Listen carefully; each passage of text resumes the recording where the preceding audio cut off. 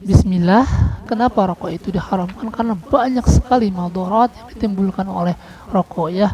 Yang pertama, rokok itu tabzir. Jadi hartanya itu mubazir ya. Bayangkan kalau sehari dia menghisap satu bungkus rokok ya, itu harganya mungkin 25.000. Itu kalau satu bulan berapa? Kalau satu tahun berapa? Itu jatah istrinya yang seharusnya dipakai beli untuk lauk, dipakai beli beras, ternyata diambil oleh dia. Bahkan banyak kasus yang bertengkar suami istri gara-gara rokok ya. Jadi suaminya pingin beli rokok, istrinya pingin beli beras. Suaminya pingin beli rokok, istrinya pingin beli lauk. Suaminya pingin beli rokok, anaknya pingin jajan. Sehingga seharusnya uang itu dipakai untuk jajan anaknya atau membeli sembako yang akan dimakan untuk suaminya sendiri juga, itu ternyata dipakai untuk membeli rokok. Sehingga banyak sekali terjadi pertengkaran gara-gara masalah tersebut ya. Nah, jadi yang pertama, rokok itu mubazir ya, mubazir. Sedangkan Allah Subhanahu wa taala berfirman, innal mubazirina kanu ikhwana syayatin. Sesungguhnya memubazirkan harta itu adalah kawannya syaitan ya. Nah, itu yang pertama.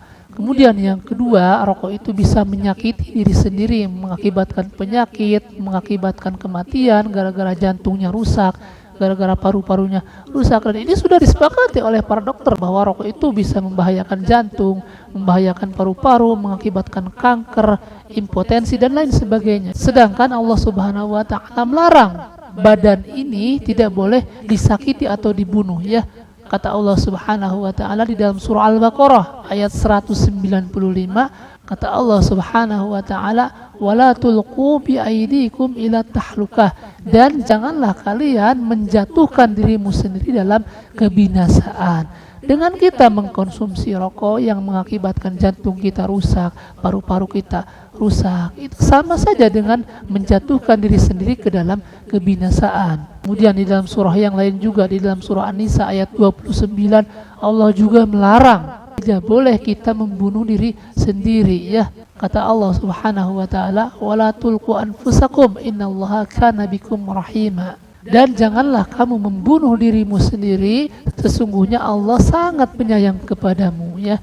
Nah, dengan kita mengkonsumsi rokok yang mengakibatkan jantung kita rusak, paru-paru kita rusak, kemudian kita meninggal misalnya gara-gara rokok menurut penelitian dokter, maka berarti kita telah membunuh diri sendiri. Dan ada yang lebih mengerikan lagi ya, diterangkan di dalam hadis, ketika seseorang mengkonsumsi racun yang terdapat di dalam rokok, kemudian racun itu menyebabkan kita meninggal misalnya, maka diterangkan di dalam hadis orang tersebut akan kekal di neraka jahanam, kemudian dia akan terus meminum racun tersebut kekal selama-lamanya ya.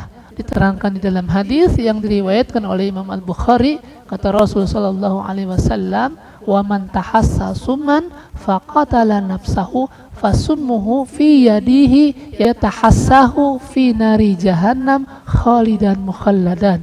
Barang siapa yang mengkonsumsi racun dan racun itu membunuh dirinya sendiri, maka nanti racun itu akan ditaruh di tangannya, kemudian dia akan terus disuruh meminumnya racun tersebut kekal selama-lamanya di neraka jahanam. Nah, jadi ketika seseorang mengkonsumsi rokok itu kan ada racunnya, banyak sekali diterangkan racun-racun rokok ya. Antum coba cari di Google pernyataan dokter ada berapa racun di dalam rokok itu, sampai ada 10 racun kalau tidak salah. Jadi kalau seorang mengkonsumsi rokok, kemudian racunnya itu mengakibatkan jantungnya rusak, paru-parunya rusak, atau mengakibatkan kerusakan yang lainnya sehingga dia meninggal dengan sebab menghisap rokok tersebut yang ada racunnya, maka khawatir masuk ke dalam hadis ini. Kata Rasul, barang siapa yang mengkonsumsi racun dan racun itu membunuh dirinya sendiri, maka nanti racun itu akan ditaruh di tangannya, kemudian dia akan disuruh meminumnya di neraka jahanam kekal selama-lamanya ya.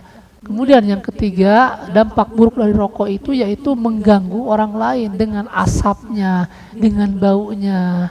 Itu kan mengganggu orang lain. Kadang kita lihat orang merokok di mobil seenaknya, atau di angkot, atau di bis, atau di ruangan tertentu yang di sana banyak anak-anak dan lain sebagainya. Nah, itu mengganggu orang lain.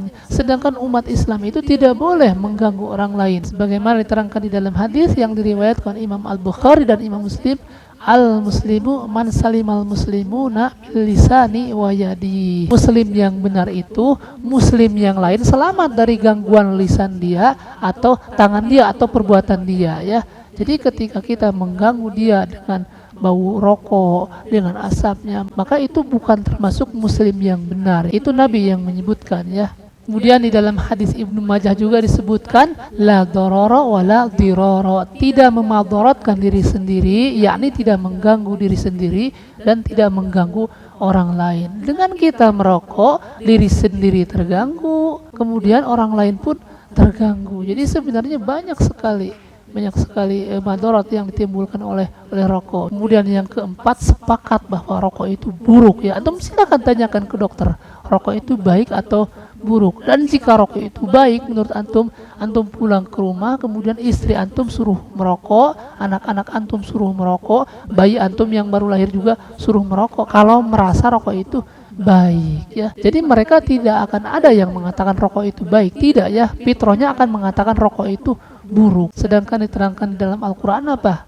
Wa yuharrimu alaihimul khaba'ith. Nah kemudian yang terakhir, para ulama pun ternyata sudah mengharamkan rokok ya. Jadi kalau antum mau mencari dalil pengharaman rokok, jangan tanya begini, mana dalil yang mengharamkan rokok, mana ayatnya, mana hadisnya, ya tidak akan ketemu, karena rokok itu baru muncul tahun 800 Hijriah. Jadi kalau mau mencari hukum rokok ya tentu harus mencari ulama-ulama yang di abad ke-9, tahun 900 Hijriah atau tahun 1000 dan seterusnya ya.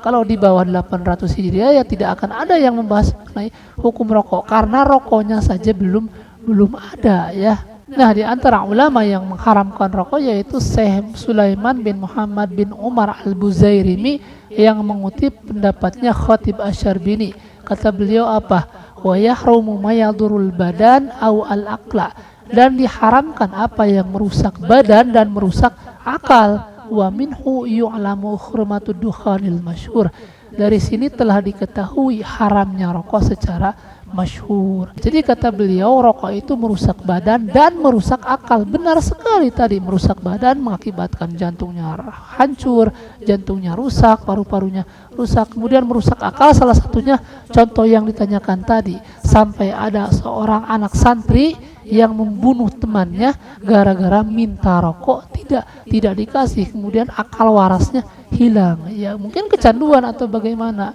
sampai kawannya itu dibunuh.